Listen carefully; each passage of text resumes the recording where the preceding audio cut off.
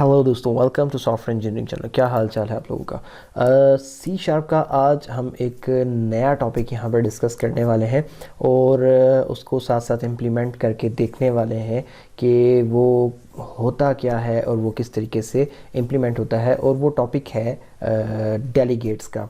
तो C sharp में delegates क्या होते हैं, किस तरीके से इस्तेमाल हो रहे होते हैं। तो अगर मैं आपको सबसे पहले इसका एक जनरल कंसेप्ट बताऊं तो यार सिंपल सा फार्मूला है कि जो आपके डेलीगेट्स हैं सी शार्प में, वो बेसिकली जिस तरीके से आप अगर सी प्लस प्लस के कंसेप्ट से थोड़े से भी फेमिलियर हैं तो मैं आपको उससे रेफरेंस देके बता देता हूँ। लेकिन अगर आप उससे फेमिलियर नहीं है तब भी टेंशन वाली बात नहीं है, मैं आपको अलग से भी समझाऊंगा। लेकिन चलें, जो सी प्लस प्लस को जानते हैं उनके लिए मैं एग्जांपल दे दूं कि यार अगर आप लोगों ने सी प्लस प्लस पढ़ी है तो डेफिनेटली आपने उसके अंदर पॉइंटर्स का कंसेप्ट पढ़ा होगा। और पॉइंटर्स किस लिए यूज़ होते थे? किसी भी दूसरे वेरिएबल का रेफरेंस सेव करने के लिए, रेफरेंस होल्ड करने के लिए यूज़ होते थे। और फिर उस रेफरेंस की बेस पे आप उस वेरिएबल के साथ, उस वेरिएबल को छेड़े बगैर उसके अंदर डाटा डाल सकते थे, उसका डाटा निकाल सकते थे एंड बहुत कुछ कर सकते थे। लेकिन उसमें शर्त क्या होती थी कि आपका पॉइंटर की भी वही डाटा टाइप होनी चाहिए जो कि आपके उस वेरिएबल की है। इसी तरीके से आपके जो डेलीगेट्स हैं वो भी कुछ पॉइंटर्स टाइप की चीज़ हैं और वो ये कहते हैं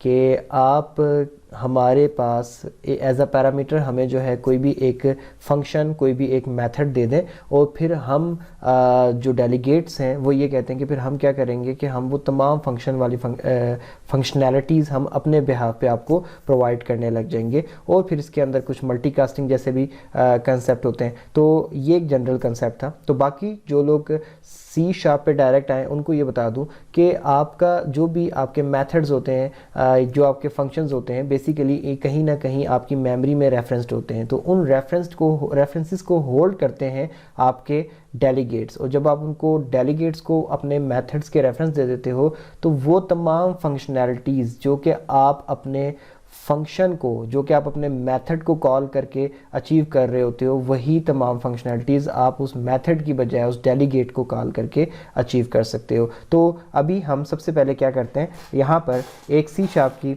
क्लास बनाते हैं। तो मैं यहाँ पे लिखना शुरू करता हूँ, पब्लिक क्लास प्रोग्राम के नाम से मैंने क्लास बना ली। अब इस क्लास के अंदर मैं एक फंक्शन बनाऊँगा, public void let's say area. और ये कुछ लेट्स से आप ये कह लो कि दो किस्म के पैरामीटर लेता है, लेंथ लेता है और विड्थ लेता है। और उसके बाद हमें स्क्रीन पे कहता है कि console dot right line the area is, और उसके बाद हमें क्या दिखा देता है कि लेंथ को मल्टीप्लाई करके विड्थ के साथ क्या आंसर आता है। ठीक हो गया। अब इसके बाद ये एक छोटा सा एक मेथड हो गया। मैं यहाँ पर एक और बनाता हूँ और मैं उसका नाम रख देता हूँ फॉर एग्जांपल सम। और इसको मैं क्या करता हूँ, इंट वैल्यू 1 कॉमा वैल्यू 2, और इसके पीछे डाटा टाइप तो लगा ही नहीं। अच्छा, अब ये दो वैल्यूज़ हमने दे दी। अब इसको मैं क्या करता हूँ कि ये यहाँ पर हमें इसी तरीके से कंसोल डॉट राइट लाइन, और हमें आंसर देता है कि द सम इज़, और उसके बाद प्लस करके आगे वैल्यू 1 प्लस वैल्यू 2। ठीक हो गया। अब ये मेरे पास दो मेथड हैं। मैं क्या करता हूँ कि मैं यहाँ पर जाकर एक पब्लिक डेलीगेट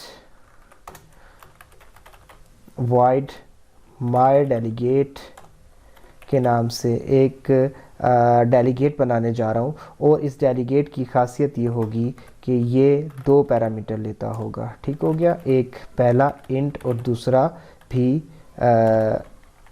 इंट। देखें जनाब, ये आपके पास दो मेथड आ गए, एरिया और सम के नाम से, और तीसरे नंबर पे आपके पास एक डेलीगेट आ गया। ये मेथड है एक डेलीगेट को डिक्लेयर करने का। आप स्टार्टिंग में ये बताते हो कि ये डेलीगेट पब्लिक होगा, उसके बाद आप कीवर्ड डेलीगेट लिखते हो, फिर उसके बाद आप जिन फंक्शंस के लिए डेलीगेट बना रहे हो आप ये चीज़ चेक करते हो कि क्या वो फंक्शन कुछ रिटर्न करने वाले हैं। तो देखें हमारे पास दो फंक्शन है, एरिया और सम, ये दोनों वाइड रिटर्न करने वाले, कुछ रिटर्न नहीं करने, तो वाइड कर दिया। फिर आप डेलीगेट का कोई नाम लिखते हो और फिर जिन फंक्शंस के साथ आप डेलीगेट इस्तेमाल करने वाले हो क्या वो पैरामीटर्स लेते हैं। तो इत्तेफाक से हमारे दोनों ही फंक्शन पैरामीटर्स लेते हैं, इंट के टाइप के। तो हमने इसके अंदर यहाँ पे भी इंटीजर पैरामीटर्स लगा दिए। तो हमारा एक डेलीगेट जो है डिक्लेयर हो चुका है, जो कि हमारे ऊपर वाले दोनों फंक्शंस के साथ इस्तेमाल हो सकता है। अब मैं नीचे जाकर अब मैं एक अपना मैन फंक्शन बनाता हूँ, पब्लिक स्टैटिक वॉइड मैन, और मैं इसके अंदर जाके अपनी प्रोग्राम क्लास का एक ऑब्जेक्ट बना लेता हूँ इस तरीके से। और अब मैं क्या करता हूँ कि मैं ये चाहता हूँ कि बजाय इसके कि मैं सम के फंक्शन या एरिया के फंक्शन को डायरेक्ट कॉल करूँ, तो उसकी जगह मैं डेलीगेट्स का इस्तेमाल करना चाहता हूँ। तो मैं अब यहाँ पर जाके अपने डेलीगेट का भी एक तरीके से आप ये समझ लें कि एक वेरिएबल बनाऊँगा, माई के नाम से मैं बना लेता हूँ, is equal to new delegate. और इस डेलीगेट को मैं क्या करूँगा कि जो ऊपर ऑब्जेक्ट मैंने बनाया प्रोग्राम का, उसके थ्रू मैं इसके अंदर एरिया डाल दूँगा। अब देखें मैंने इसके अंदर कोई भी वो नहीं डाला है, मतलब इस एरिया के फंक्शन को एज अ फंक्शन कॉल नहीं किया है, जस्ट उसका मैंने रेफरेंस पास कर दिया है कि प्रोग्राम क्लास के अंदर एरिया नाम का जो मेरे पास एक मेथड है उसका रेफरेंस मैंने उठाकर अपने डेलीगेट के एक वेरिएबल माई को दे दिया है। सही हो गया, माई नाम का एक वेरिएबल है। अब मैं अगर चाहूँ तो मैं क्या कर सकता हूँ कि मैं माई को एज अ फंक्शन यूज़ कर सकता हूँ। माई लिखा, यहाँ पर जाके मैंने इसको कोई पहली वैल्यू दे दी, कॉमा लगा के दूसरी वैल्यू दे दी। अब ये माई के पास कौन से फंक्शन का रेफरेंस है, एरिया का फंक्शन का रेफरेंस। तो अगर माई को जब मैं रन करूँगा इस टाइम पे, तो ये जो आउटपुट मुझे देगा वो लिखा हुआ देगा the area is 5 multiply by 5। तो जो भी आंसर बनेगा वो स्क्रीन के ऊपर शो करना शुरू कर देगा। तो हम इसको एक दफ़ा सेव करते हैं और इसको रन करके देखते हैं कि क्या ऐसा हो रहा है या नहीं हो रहा। तो जब मैंने इसको रन किया तो ये देखें द एरिया इज़ 25। सो हमने क्या किया बेसिकली कि यहाँ पर एक डेलीगेट बनाया और अपने मेथड का रेफरेंस अपने इस डेलीगेट में रखवा दिया। तो फिर इस डेलीगेट ने totally as a area method work करना शुरू कर दिया। अब अगर मैं इसके अंदर यहाँ पे एरिया की जगह किसी और का लेट से डॉट करके सम का रेफरेंस रखवा दूंगा तो क्या करेगा कि ये सम का काम करना शुरू कर देगा। तो मैं इसको दोबारा से चला कर देखता हूँ और यहाँ पे जाके मैं इसको कहता हूँ .NET रन। तो जैसे मैं इसको ये बोलता हूँ तो देखें द सम इज़ 10, इसने ये कहना शुरू कर दिया। तो आप डेलीगेट बनाते हो और डेलीगेट को कॉल करके उसके अंदर किसी भी मेथड का रेफरेंस दे देते हो। उसके बाद आपको जब भी ज़रूरत पड़ती है तो आप सिंपली डेलीगेट बजाय उसके के बार बार ऑब्जेक्ट के थ्रू उस फंक्शन को बुलाओ, आप सिंपली वहाँ पर एक डेलीगेट के नाम के थ्रू उस फंक्शन को चलाने लग जाते हो और वो बिल्कुल सही तरीके से चल रहा होता है। अच्छा, इसके अलावा इस डेलीगेट की एक बड़ी इंटरेस्टिंग चीज़ ये है कि डेलीगेट एक वक्त में दो फंक्शन भी चला सकता है, दो मेथड्स भी चला सकता है। ये जैसे मैं ये चाहता हूँ कि मैं एक कॉल करूँ और उस एक कॉल पे एरिया का मेथड भी चल जाए और सम का मेथड भी चल जाए और उन दोनों के अंदर सेम पैरामीटर्स पास हुए हुए हों। जैसे कि अभी मैंने दोनों को अलग अलग चलाया, पहले मैंने सम को चलाया, फिर पहले मैंने एरिया को चलाया किस तरीके से, यहाँ पे डॉट एरिया इस तरीके से लिख के। फिर जब मैं ये चला चुका और 5 5 25 आ चुका तो फिर मैंने एरिया को हटा के सम का रेफरेंस पास कर दिया और उसको चलाया। अब मैंने दोनों चलाने थे तो मैंने 1 बाय 1 इनके रेफरेंसेस दिए। तो अगर मैं ये चाहता हूँ कि मैं दोनों को एक साथ चलाऊँ तो इसका तरीका क्या होगा, मैं सिंपली क्या करता हूँ कि मैंने डेलीगेट बनाकर इसमें पहले एक मेथड का तो रेफरेंस दे दिया ना, आप किसी भी एक मेथड का रेफरेंस दे दो, बेशक सम का दे दो, बेशक एरिया का दे दो, बट द पॉइंट इज कि किसी एक मेथड का रेफरेंस दे दिया, दैट्स इट। अब आप क्या करें, अब आप नीचे जाके डेलीगेट का नाम लिखें प्लस इक्वल टू करें और उसके बाद आपने जो अपनी क्लास का ऑब्जेक्ट बनाया हुआ है उस ऑब्जेक्ट के ज़रिए आप जो आपका दूसरा मेथड है यानी कि जो बाकी है उसका नाम लिख दें। यानी कि जैसे हमारे पास अभी क्या है सम, तो मैंने यहाँ पे सम का नाम लिख दिया। इसको कॉल नहीं करना है एज अ मेथड, जैसे इसका नाम लिखना है क्योंकि हम इस वक्त डेलीगेट से डील कर रहे हैं तो हम इसके रेफरेंसेस पास करेंगे। तो एक मेथड यानी कि मेथड एरिया वाला जो मेथड था उसका रेफरेंस हमने डेलीगेट का वेरिएबल बनाते हुए दे दिया था और दूसरा जो मेथड है उसका रेफरेंस हमने उसको बनाने के बाद दे दिया। अब हमारे इस माई वाले डेलीगेट ने इस वक्त दो मेथड्स के रेफरेंसेस पकड़े हुए हैं, पहला मेथड एरिया का, दूसरा मेथड सम का, दोनों के रेफरेंसेस माई में आ चुके हैं। अब मैं क्या करता हूँ, मैं इसको चलाऊंगा कैसे, माई डॉट इन्वोक का फंक्शन कॉल करूंगा और इसके अंदर यहाँ पर दोनों वैल्यूज़ पास कर दूंगा। अब आप इंटरेस्टिंगली देखना किस तरीके से काम करेगा। मैं अपनी कंसोल के ऊपर जाता हूँ, टर्मिनल पे जाता हूँ और उसके बाद इसको दोबारा से रन करता हूँ तो अब देखें कि क्या होता है।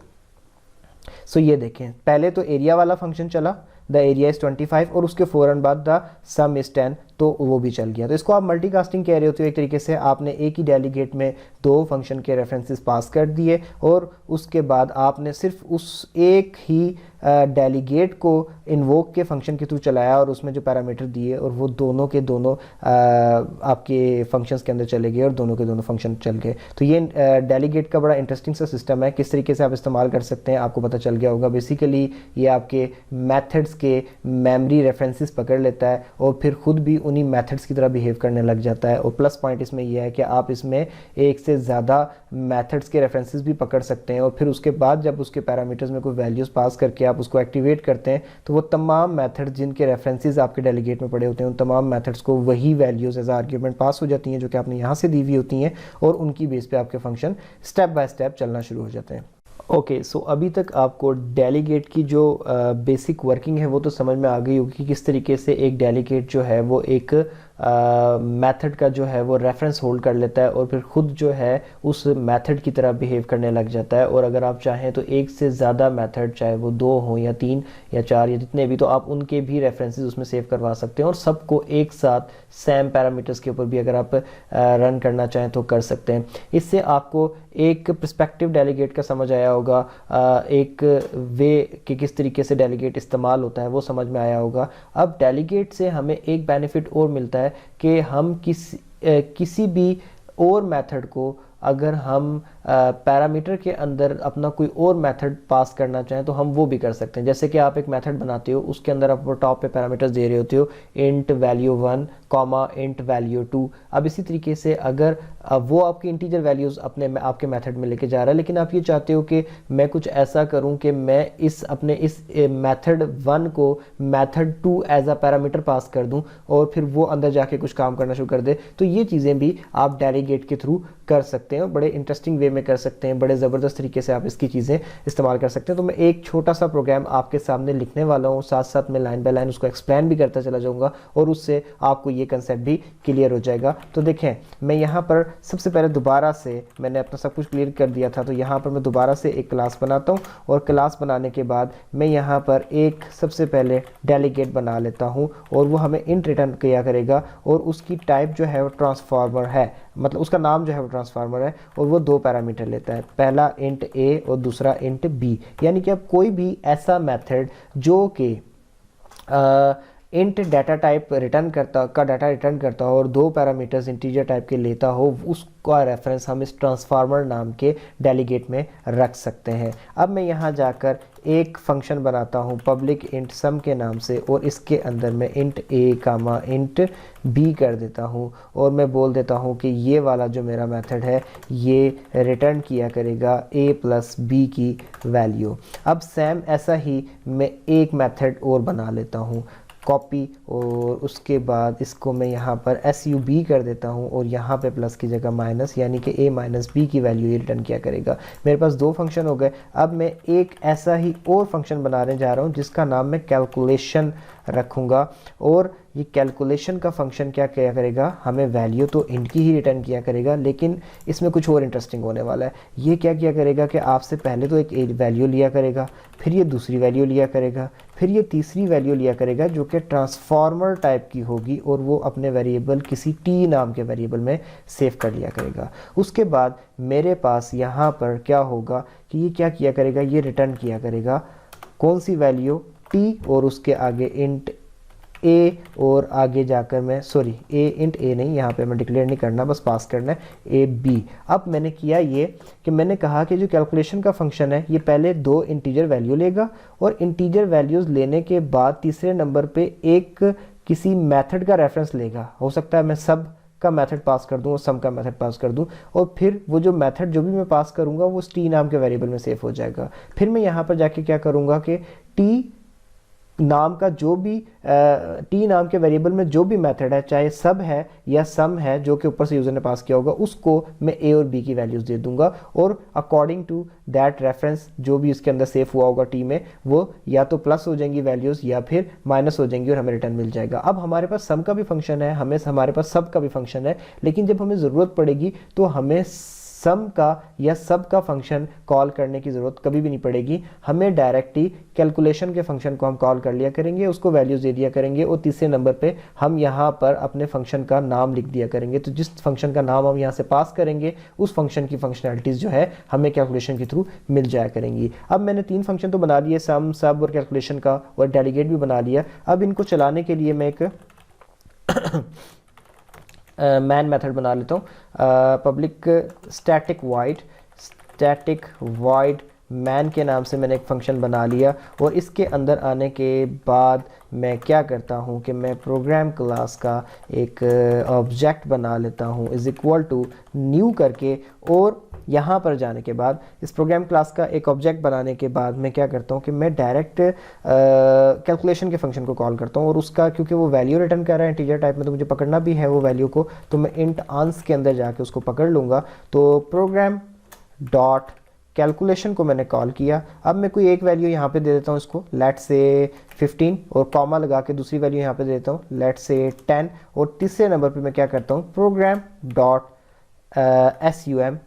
SUB सब, चले सभी पास हो गया, उसी को रहने देते हैं। अब मैं क्या करता हूँ कंसोल डॉट राइट लाइन, और आंस के अंदर जो भी है वो स्क्रीन पे शो कर दूँ। तो अब इससे होगा क्या कि इंटरेस्टिंगली मैंने यहाँ पर इसको कहा 15 ले लो, 10 ले लो, ये 15 जो है ये A में चला गया, ये 10 जो है ये B में चला गया, कैलकुलेशन के B में, और प्रोग्राम डॉट सब यानी कि सब सब्ट्रैक्ट वाला जो फंक्शन का रेफरेंस है वो चला गया T के अंदर।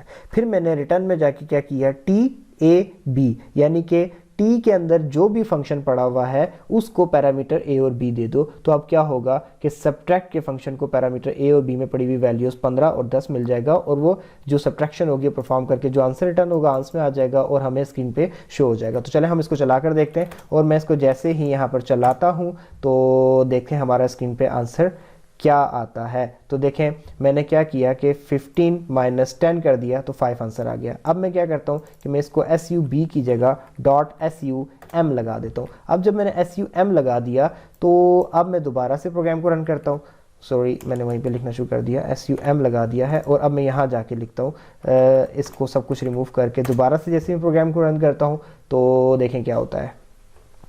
देखें अब 25 आ गया कि 15 प्लस 10 करेंगे आप तो 25 आंसर बनता है। तो देखें कितना इंटरेस्टिंग वे के अंदर आपको जो डेलीगेट है वो हेल्प कर रहा है कि आपने इतने सारे फंक्शन बनाए, लेकिन आप क्योंकि उन फंक्शन की जो टाइप थी वो सेम थी, दोनों पैरामीटर्स दो लेते थे, इंटीजर टाइप के, रिटर्न भी इंटीजर करते थे। तो अब हमने उसका फ़ायदा उठाया यूजिंग डेलीगेट कि हमने कैलकुलेशन का फंक्शन बना दिया और उसको हम एज अ रेफरेंस एक फंक्शन का नाम दे देते हैं और वो काम हमसे होने लग जाता है। तो बड़ा इंटरेस्टिंग वे में ये तो एक एग्जाम्पल है आपको डेलीगेट सिखाने के बाद उसकी इस्तेमाल की। आप इस तरीके से बहुत सारे तरीक़ों से जो है डेलीगेट का इस्तेमाल कर सकते हैं। बात वही है कि आप कितने क्रिएटिवली इसको इस्तेमाल करते हैं, कितना एफिशिएंट कोड लिखते हैं, it is totally up to you. अच्छा एक चीज़ मैं यहाँ पे आपको और बताता चलूँ कि जैसे हमने थोड़ी देर पहले डेलीगेट था, जैसे कि यहाँ पे हमारा ट्रांसफार्मर, मैं इसको यहाँ से उठाता हूँ, पहले मैंने बनाया ट्रांसफार्मर, इसका कोई भी एक ऑब्जेक्ट बना लेता हूँ is equal to new transformer, और इसके अंदर हम जाकर यहाँ पे प्रोग्राम डॉट करके लेट से सब, यानी कि सब का मैं फंक्शन पास करता था।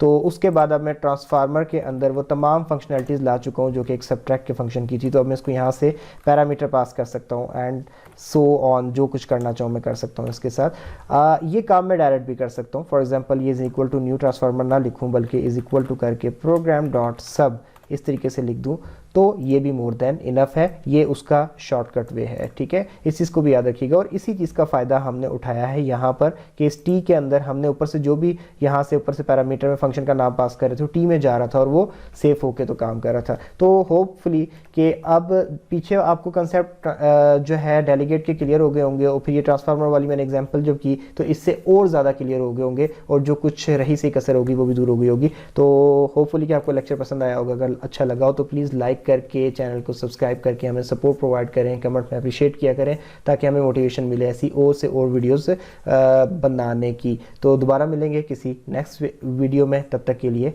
अल्लाह हाफिज़।